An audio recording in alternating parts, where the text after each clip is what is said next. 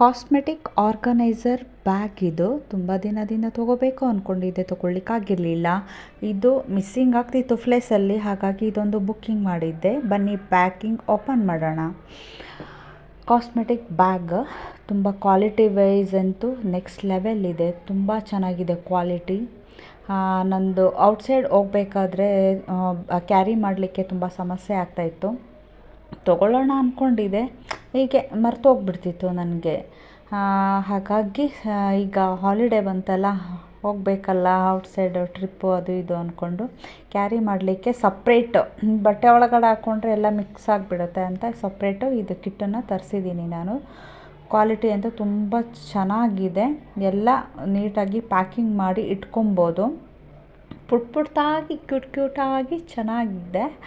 Hanging bag, 2 side pouch ಸಹ ಇದೆ. ಏನಾದರೂ ಲಿಪ್ಸ್ಟಿಕ್ಕು ಏನಾದರೂ ಚಿಕ್ಕ ಐಟಮ್ನ ಇಟ್ಕೊಬೋದು ಅಲ್ಲಿ.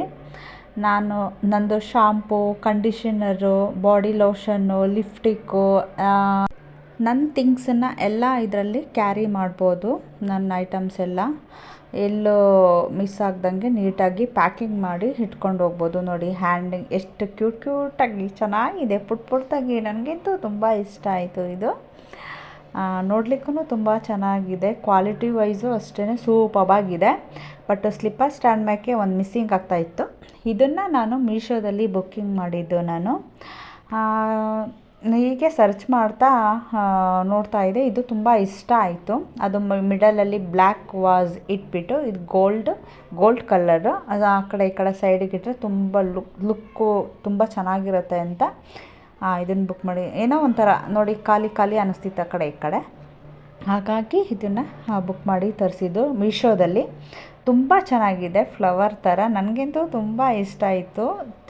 ಅದು ಇಟ್ಟಿದಾಗ ತುಂಬ ಕ್ಯೂಟಾಗಿ ಕಾಣಿಸ್ತಾ ಇತ್ತು.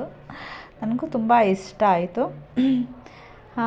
ಅದೊಂದೇ ವಾಸ್ ಇಟ್ಟಿದ್ರೇ ಏನೋ ಖಾಲಿ ಅನ್ನಿಸ್ತಾ ಇತ್ತು. ಇಷ್ಟ ಆಗಿದೆ ಅಂದ್ಕೊತೀನಿ ನಿಮ್ಗೂ. ಬಾಯ್.